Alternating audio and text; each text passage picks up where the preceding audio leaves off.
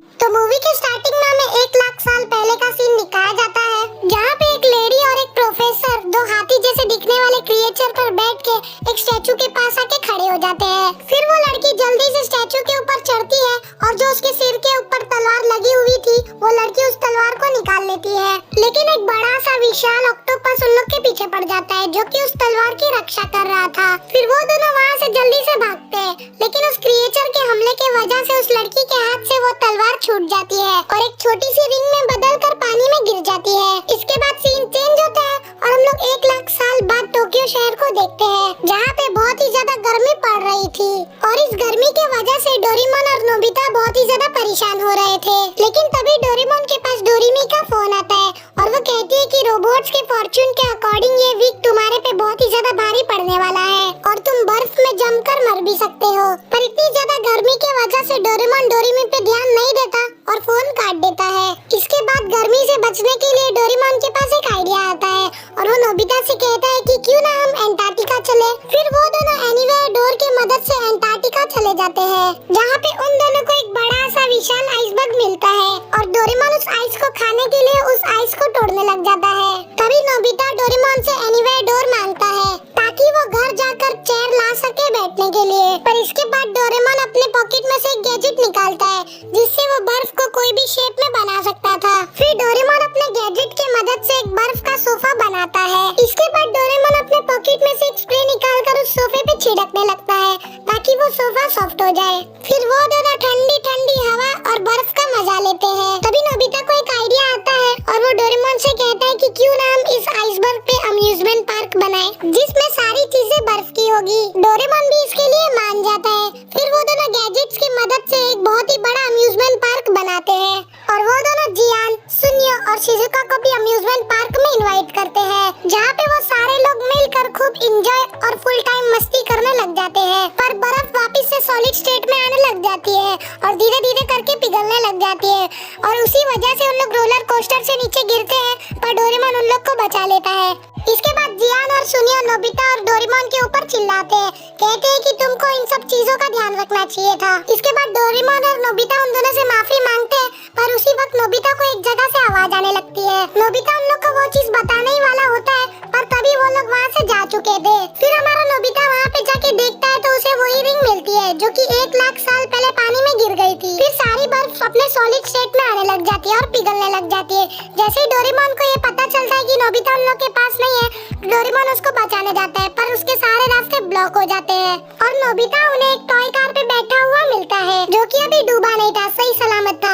Nobita को देख के डोरेमोन बहुत ही ज्यादा रोने लग जाता है। इसके बाद वो लोग एनीवेयर डोर की मदद से वापस आ जाते हैं, जहाँ पे उस रिंग को सब लोग देख रहे थे। तभी शिजुका कहती है कि हमें इस रिंग को इसके असली ओनर को दे देना चाहिए। तभी डोरेमोन अपने पॉकेट में से एक गैजेट निकालता है और देखता है कि ये रिंग कितने साल पुरानी है। जब डोरेमोन और बाकी सब लोग को ये पता चलता है कि वो रिंग 1 लाख साल पुरानी है, तो वो लोग बहुत ही ज्यादा हैरान हो जाते हैं। तभी डोरेमोन बाकी सब लोग को बताता है कि एंटार्क्टिक की डिस्कवरी 200 साल पहले ही हुई है, उसके पहले वहाँ पे कोई रहता ही नहीं था। तभी जियान कहता है कि हम इसको असली ओनर के पास पहुँचा देते हैं, तो ये बहुत ही बड़ी खोज होगी। जियान की बातें सुनकर सब लोग अपने अपने घर पे चले जाते हैं, लेकिन एक फैसला करते हैं कि कल हम लोग उस रिंग को लौटा देंगे। अगले दिन वो लोग जल्दी सुबह उठकर एक खाली मैदान में मिलते हैं, जहाँ पे सुनिए बाकी सब लोग को बताता है कि उसके कजन ने एक चीज बताई थी, एंटार्क्टिका के पास 1 लाख साल पहले एक शहर था जहाँ पे बहुत सारे लोग रहते थे, जिसका नाम था अटलांटिक। फिर डोरेमोन एक मैप निकालता है और चेक करता है कि वो आइसबर्ग कब बना था।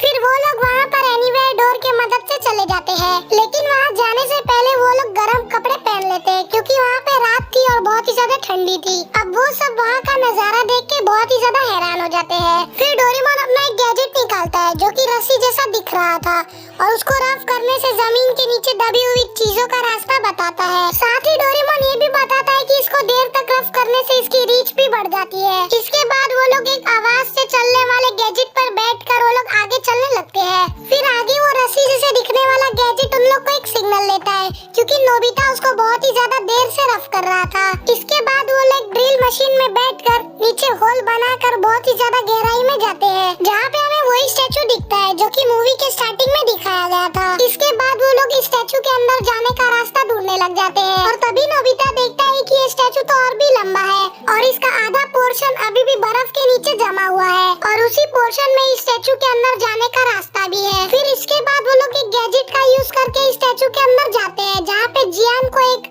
बर्फ के अंदर जमी हुई चीज मिलती है और जियान उसकी बर्फ मेल्ट कर देता है और वो कोई नहीं जिसे हमने स्टार्टिंग में देखा था, वही हाथी जैसा दिखने वाला क्रिएचर था। और इसके बाद वो क्रिएचर नोबिता और डोरेमोन को देख के बहुत ही ज्यादा खुश हो जाता है और नोबिता को एक बैग देता है जिसके अंदर कुछ चीजें थी।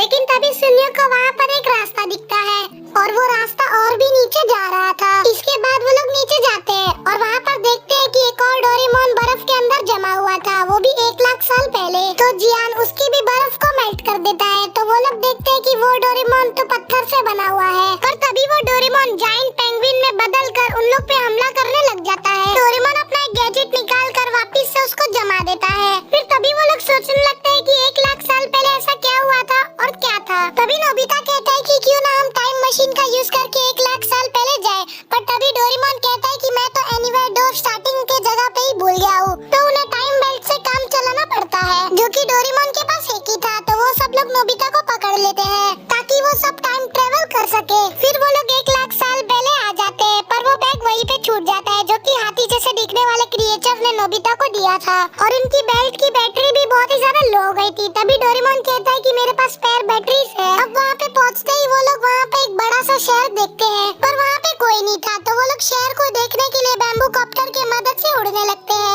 उड़ते समय नोबिता उस क्रिएचर का नाम मोफी रख देता है। फिर वो लोग एक जगह पर पहुँच जाते हैं जहाँ पे मोफी नोबिता को अपनी पीठ पर बैठाकर भागने लगता है और नोबिता वहाँ पे उसी लड़की को देखता है जो कि मोफी जैसे क्रिएचर पर बैठकर भाग रही थी। तो ये था इस मूवी का पार्ट 1। मैंने इस मूवी को पार्ट्स में इसलिए डिवाइड किया है क्योंकि ये मूवी बहुत ही ज्यादा बड़ी थी। अगर मैं इस मूवी को एक ही बार में एक्सप्लेन कर देता तो आपको बहुत ही ज्यादा बोर लगता, इसीलिए मैंने इसको पार्ट्स में डिवाइड किया है। और पार्ट 2 को मैं आने वाले 1 हफ्ते के अंदर अपलोड कर दूंगा। और इस वीडियो पे एक लाइक और चैनल को सब्सक्राइब जरूर से कर देना। मैं मिलता हूँ आप सबको पार्ट 2 में, तब तक के लिए bye. Spent all my life holding all of it closely. I played it innocent, a feel of discontent. I'm finally facing it all, fearless.